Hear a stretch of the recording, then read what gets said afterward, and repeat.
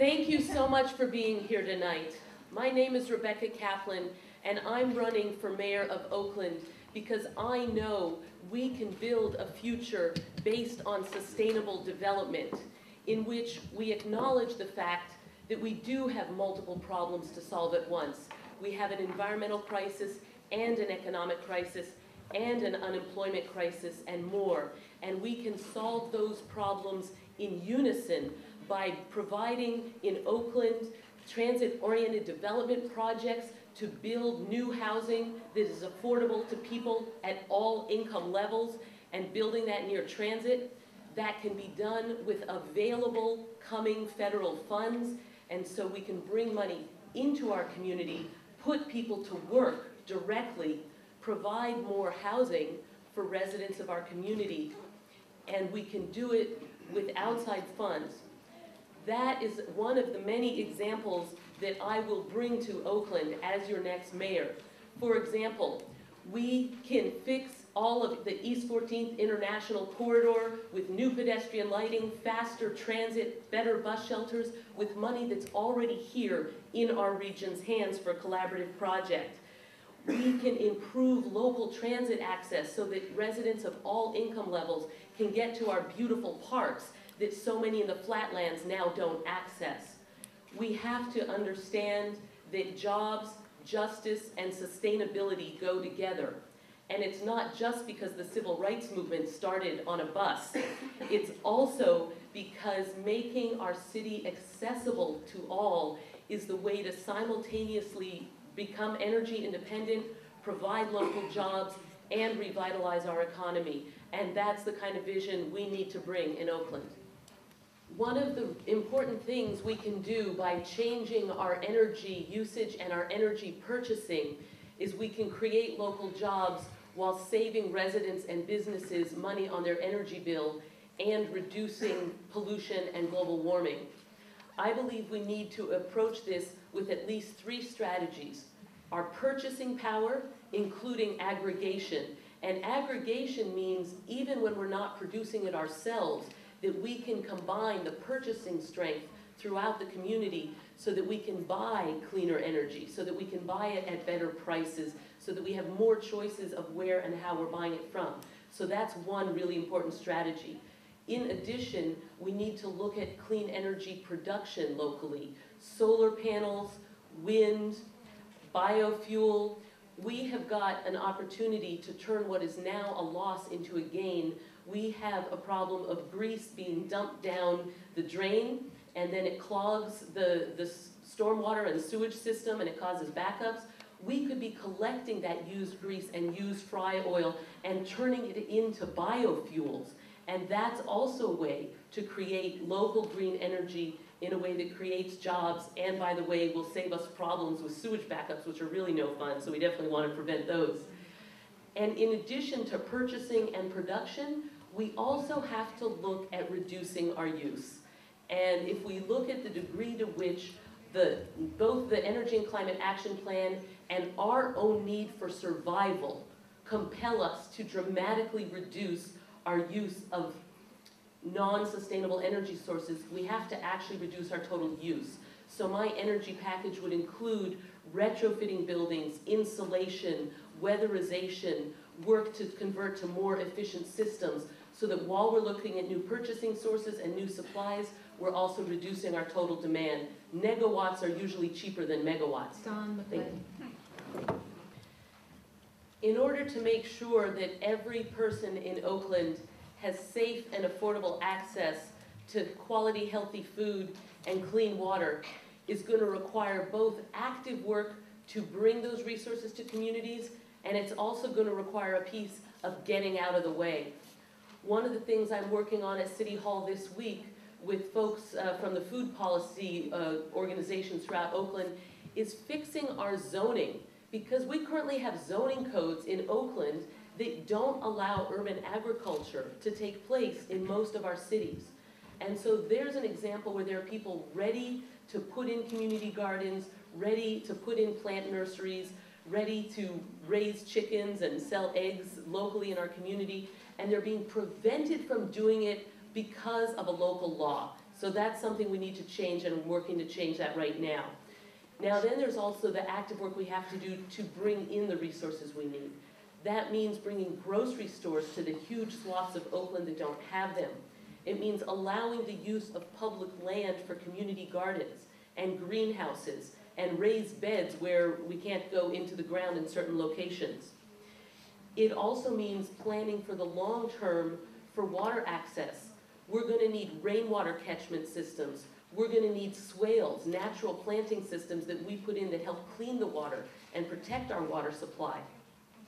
We're going to need to take into account the future of global warming, which I know we'll be talking about soon, but that can create a real threat to our water supply. So we have to start planting the right plants to protect it and designing our city in a way that reduces negative impacts on our food and our water supply. And lastly, I will say that we are incredibly blessed to be in a city where we can do this. In some cities like Las Vegas, they're probably going to collapse into their water table no matter what the government does. But here we have the climate and we have the people, and our problems are only human, which means we can solve them.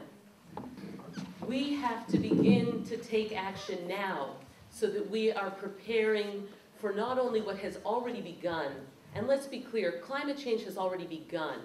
And it is incredibly frustrating to see that for decades, when all the experts said definitively, this is for sure coming, leaders refused to take action. They said, oh, well, we're not sure it's coming, it's too soon. And now it's like overnight they've gone from it's too soon to it's too late. It's too scary, there's nothing we can do because we didn't do it soon enough, so now we're stuck. Well, guess what? We're not, but we better start now. That means we need to start implementing dramatically tiered water and energy rates, because one of the things that is going to happen with ongoing climate change is that water is going to get more scarce and more expensive, and so is energy. And when we talk about how do we make sure it doesn't disproportionately harm the most vulnerable, if we just let the prices skyrocket for both those who are using their basic needs and those who are using hugely more, we will disproportionately harm low-income communities. We need tiered rates where a small amount of water or energy is billed at a lower price, and then higher usage is billed at tiering up significantly higher rates, so that we start encouraging people to do conservation now, and we do that without harming low-income communities. We also need to take this into account in our zoning and planning. We need not to make it worse by avoiding any further projects that will create further runoff or take away any of our last remaining open space. We need to utilize the projected water level rise as part of our planning tool, have that be something we actually look at when deciding whether and where to site a project. We have to help create funding streams that support these things through methods that put those fees on the emitters and bring the money in to support rehab and renovation, and in some cases relocation for people of all income levels. You know, when you see a package of 12 tube socks for $1, those are the most expensive tube socks you'll ever see.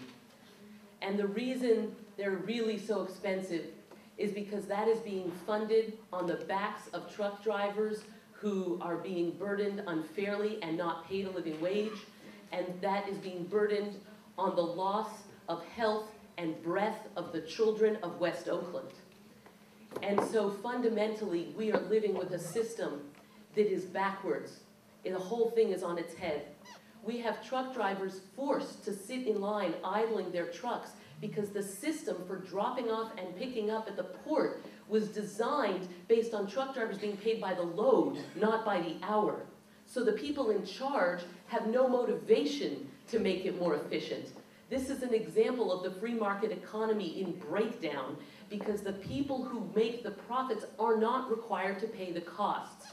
If you put those systems together in a more coherent way and respected the rights of the truck drivers as well as the health of the community, you would have a pick-up and drop-off system with scheduling, with call-ups. You wouldn't leave people idling. And by the way, you'd have bathrooms there for the truck drivers, you know, some basic humanity. And on top of that, we don't have a truck service center there. So there are some trucks that for their work never need to leave the area in and around the port and the Army base, but then they drive out miles and miles away to get that truck repaired or serviced, to buy new filters or to have the filter after treatment upgraded. Those jobs leave Oakland, that money leaves Oakland, and we have trucks congesting our freeways to go somewhere when they're not even carrying anything there. They could be having that here. So I will, as mayor, bring a truck service center to that location so the trucks don't have to go through the neighborhoods or emit more to do it, and we will work to create rights and respect for the truck drivers that improves the health of the community.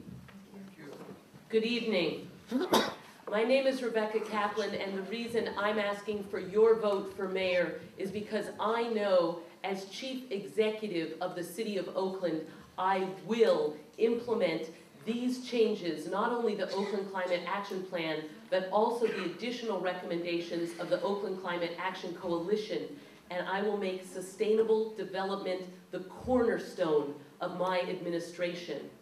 I know that with the challenges we face, we have to take actions that solve multiple problems at once. And I know that we can, and I know where the money is hiding. Next year, the federal government is going to be giving out hundreds of millions of dollars for transit-oriented development. That means we need to prepare the plans to build vibrant, walkable, inclusive, thriving communities with homes and workplaces and shops and services that are easy to get around, that include within the plan local hiring and local business utilization and a benefit to the entire community at all income levels so that that money recirculates in our community. When I was worried we wouldn't have our plans done in time to get these grants next year, I went to Alameda County Transportation Commission and got Oakland a planning grant to do the plan so that next year we'll be able to get the capital programs to fund it. When I knew we needed a better connection for transit to connect Jacqueline Square, uptown, downtown with a green hybrid electric vehicle, I led the effort to get us an outside grant to launch the new free green Broadway transit shuttle. I am proud to be endorsed by the Sierra Club, the California Nurses Association, Black Women Organized for Political Action, the East Bay Young Democrats, and many more. And I know that this must be our charge. We must create jobs, and we must do it in a way that builds a healthy, thriving, and sustainable community. I hope you'll join me in this effort. Thank you.